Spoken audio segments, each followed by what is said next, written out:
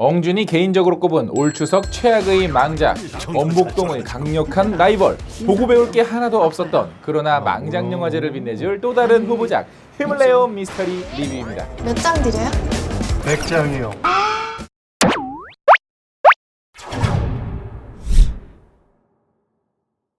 완벽한 미남이지만 뭔가 부족한 철수 앞에 수상한 여자가 나타나는데요. 그리고 그녀를 통해 알게 된 백혈병이 걸린 한 소녀. 샛별이라는 이름의 그 소녀는 알고 보니 철수의 딸이었습니다. 샛별은 치료를 앞두고 대구에 내려가야만 하는 사연이 있는데요. 그렇게 같이 집을 떠나게 된 철수와 샛별의 로드 무비. 그들을 쫓아가는 개성 없는 캐릭터와 후지고 후진 코미디의 반복. 그리고 불필요한 사연까지 가득했던 뻔하디 뻔한 추석 공식을 그대로 활용한, 그러나 이젠 아무도 좋아하지 않는 그렇고 그런 추석 코미디 드라마 영화입니다.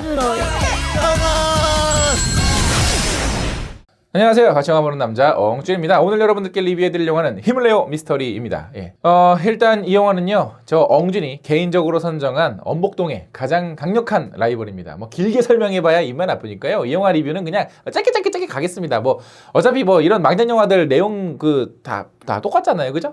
개인적으로는 올 추석 3편의 영화 중 가장 최악이었고요. 보고 배울 게 정말 하나도 없는 그런 영화였던 것은 물론이고, 영화의 모든 것들이 단점 투성이었던, 그러나 정말 딱 하나, 맨큼의 장점 하나만 있었던 영화입니다. 궁금하신 분들은 끝까지 봐주시고요. 그래서 엄복동에 준하는 강력한 망작 라이벌이라고 제 스스로가 단언할 수 있겠습니다. 극장에 앉아있는 것 그 자체가 고문인 영화였고요. 그리고 이 영화에서는 대구 지하철 참사를 소재로 사용을 하고 있는데, 이렇게 써먹을 거면 제발 좀 안 했으면 좋겠어요. 어디서 그런 소재를 들먹이면서 쉴드를 치려고. 작은 이야기를 통해서 거대한 주제를 담아내는 영화들이 있습니다. 하지만 이 영화는 그런 시도는 하고 있지만 제대로 담아내는 영화가 아니었어요. 특히나 이 영화의 정말 큰 문제점은 이야기가 어떻게 흘러가는지 감독과 작가가 모른다라는 거예요. 거기다가 무의미한 장면들과 무쓸모한 캐릭터들이 너무너무 많이 남발하고 있는데, 이 캐릭터는 왜 등장을 하는지, 무엇을 위한 캐릭터인지, 뭘 하고 있는지, 앞으로 뭘 할 건지 에 대한 게 전혀 없어요. 근데 문제는 그런 캐릭터가 한둘이 아니라 모든 캐릭터가 다 그래요. 인물의 목적도 동기도 캐릭터의 일관성 자체도 형편없어요. 예를 들어서 제가 스토리 설명할 때 주인공이 잘생겼다는 설정, 그리고 힘이 세다는 설정, 아무짝에 쓸모없고요. 제대로 써먹지도 못하고 있습니다. 특히 백혈병에 걸린 샛별이 같은 경우에는 그렇게 위생에 신경을 쓰면서도 정작 그 위생 때문에 벌어지는 갈등은 없어요. 게다가 애당초 대구를 가게 되는 이유도 관객들에게 명확하게 알려주고 가지 않습니다. 그리고 아까 말씀드렸던 대구 지하철 참사를 소재로 하고 있는데, 사실 사전 정보는 전혀 안 보고 가니까 영화 초반에 지하철을 무서워하고 또 대구에 가기 꺼려하는 또 다른 캐릭터가 나왔을 때 설마 이 영화 그거를 소재로 썼다고? 걱정을 많이 했어요. 그리고 대구 참사가 주인공의 설정에 중요한 영향을 끼친 걸로 나오는데, 왜 굳이 그 사건을 이 영화에서 써야 했는지는 잘 모르겠습니다. 영화 자체가 워낙에 형편없으니까 그러한 어떤 소재를 이용을 해서 쉴드를 치려고? 라고밖에 생각이 안 들어요. 마치 독립투사들 영화를 만들면 정말 그 영화가 완전 형편없고 별로라서 누가 그 영화 별로라고 얘기를 하면 많은 사람들이 너 이게 매국노냐 뭐냐 하면서 욕하듯이 이 영화도 그런 의도가 들어있던 것은 아닐까. 정말 중요한 건요, 그 장면, 그 사건, 그 설정이 굳이 나올 필요는 없었던 영화입니다. 그렇다고 해서 그 사건에 대한 존중이나 혹은 중요한 의미조차 생각할 만큼 어떤 그런 깊이감이 있는 영화는 아니었어요. 한마디로 말씀드리면 불쾌했습니다. 또 이 영화 코미디로 굉장히 많은 홍보를 했는데 뭐가 웃기다는 거죠? 나는 이 영화가 안 웃기다는 게 웃겨요. 어떻게 해야 관객들을 웃기는지를 전혀 모르고 있어요. 게다가 장면이 어색해서 이 어색한 장면들, 어색한 이런 상황들을 덮으려고 할 때 여러분 뭐 하는지 아십니까? 음악으로 그냥 막 합니다. 음악을 오지게 깔았어요. 사실 이게 헐리우드 영화에서 굉장히 자주 쓰는 연출법이긴 한데요. 그런 영화들은 전체적으로 음악이 깔려도 어떤 상황들을 조금 돋보이게 해주고 분위기를 만들어준다면, 이 영화에서는 그냥 그 상황 자체들이 너무 어색하니까 그 어색함을 덮으려는 의도로밖에 음악이 쓰이지 않고 있습니다. 정말 앞에서 이미 짧게 말씀드렸습니다만은 보고 배울 거라고는 전혀 없었던 영화.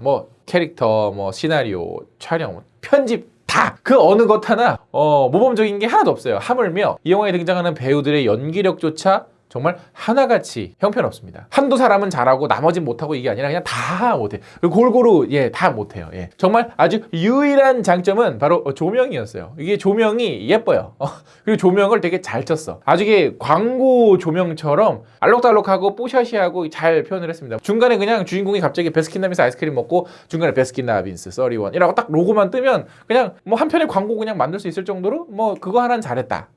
뭐 여기까지입니다. 하지만 이 영화가 담고 있는 이 내용물 하나하나 그리고 그런 어떤 기획 의도 하나하나가 뭐 주제의식도 없고 뭐 그렇게 바라지도 않지만 정말 얄팍하게 정말 속빈 강정 같은 그런 여러 가지 의도와 여러 가지 소재와 여러 가지 어떤 이야기 그냥 대충 이렇게 해가지고 대충 그냥 해가지고 만든 정말 그런 영화였어요. 그래서 이 영화를 보면서 망작영화제에 강력한 후보가 되신 거 진심으로 축하드리고요. 명절 특수를 노린 추악한 명절 영화 공식들을 아무런 발전 없이 섞어서 만든 정말 조잡하기 그지없는 그런 영화였습니다. 자, 이 영화도 저희 엉찌 구독자분들의 댓글을 받아봤는데요. 그거 한번 같이 읽어보면서 이야기를 나눠보도록 하죠. 먼저 팬딩을 통해 저를 정기원해주시는 분들의 댓글입니다. 솔프렌드님께서는 그 사건을 이용한 신파가 몰아친다는데 맞습니다. 그 사건을 물론 영화에서 다루는 것 자체를 저는 뭐라고 하지 않습니다만은 중요한 건 의도, 태도 그리고 톤앤 매너거든요. 근데 이 영화는 실패했다라고 밖에 말씀드릴 수가 없겠네요.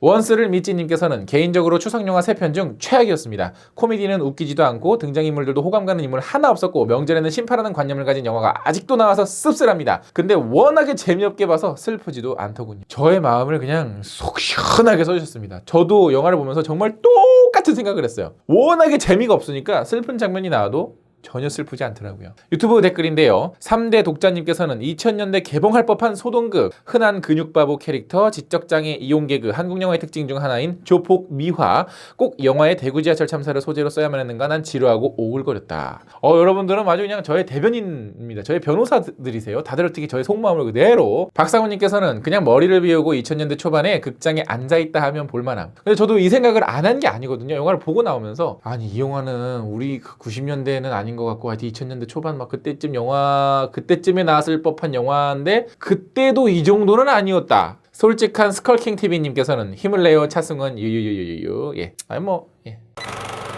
SM무비님께서는 작년 영화인 그것만이 내 세상 동생 버전이 아닌 딸 버전. 근데 그거보다도 못했고요.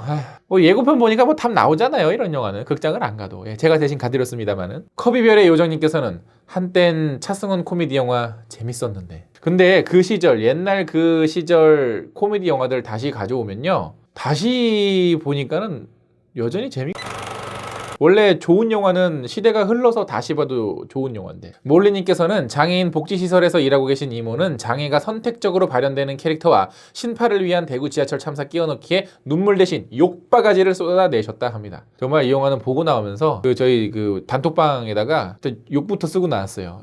누군가에게 이 영화를 욕하고 싶은 생각이 제일 먼저 들더라고요. 영화를 보고 나오니까. 미스터 입센님께서는 웃음은 억지스러웠지만 눈물은 진심으로 뽑아준 영화 아픈 기억이라 잊었던 기억. 그러니까 그 사건 자체는 영화를 보면서 저도 당연히 슬펐고 영화를 보면서 그때의 아픈 감정들이 떠올랐던 것도 사실입니다. 그러나 그 장면 자체가 이 영화의 전체적인 맥락과는 아무런 상관이 없었다라는 거죠. 정말 이렇게 슬픈 아픈 기억을 떠올리기 위한 수준으로밖에 쓰이지 않았다라는 거. 그게 저는 이 영화를 보면서 불쾌했던 겁니다. 장화님께서는 웃기려는 포인트가 뭔지는 알겠는데 안 웃겨요. 저도요. 자꾸 100개라고 대답하는 거 한숨만 나옵니다. 개그라는 것은 여러 가지 스타일의 개그가 있지만 이 반복을 했을 때 웃기는 그 개그 스타일도 있잖아요. 그래서 그 어떤 거를 처음 했을 때 저거 왜 이렇게 생뚱맞아 했는데 그 뜬금없었던 요소를 계속 반복해서 나중에는 정말 크게 빵 터지는 그런 개그 요소들이 있는데 이건 전혀 그러지 않아요. 정말 웃길 줄을 모르더라고요. 그러면 그냥 코미디를 하지 말지. 상용한님께서는 이게 추석 쥐레밭 중에서 제일 괜찮다면서요. 대체 누가 이런 나만 당할 수 없지라는 전략 아닐까요? 자, 저는 영화에서 가슴 아팠던 사건들, 실제 사건들이 나오는 거에 대해서 전혀 반대하지 않습니다. 오히려 나봐줘야 된다고 생각을 해요. 그래서 그때 아팠던 기억을 그냥 등한시하는 게 아니라 뭔가 다시 한번 좀 되새겨보고 다시 한번 생각해볼 만한 여지를 만들어주는 게 또 영화가 해야 되는 여러 가지 역할 중에 하나니까요. 그러나 이런 식으로 뜬금없이 정말 어떤 의도 없이 어떤 그냥 의미 없이 그냥 가져다 쓰기만 해서 뭔가 관객들이 슬퍼하고 그래서 사람들이 이 영화를 함부로 말 못하겠지라는 쉴드 치려는 용도로밖에 안 쓰면 그거는 그 사람들의 의도가 더 불순하고 더 나쁜 거죠. 예. 저는 그렇게밖에 말씀드릴 수가 없겠습니다. 그리고 이 영화 추석 영화 중에 최악이었어요. 최악! 어찌됐거나 뭐 이런 영화 뭐 금방 또 기억에서 사라지니까요. 영상 재밌게 보셨다면 좋아요 누르는 거 잊지 마시고 구독 버튼 아직 안 누르셨으면 구독 버튼 꼭꼭 눌러주세요. 그럼 전 다음에 더 재밌는 영화 리뷰로 찾아뵙겠습니다. 재밌는 영화가 좀 제발 좀 나와주세요. 나도 힘들어요. 망작영화제 괜히 시작했어. 다음에 만나요. 안녕.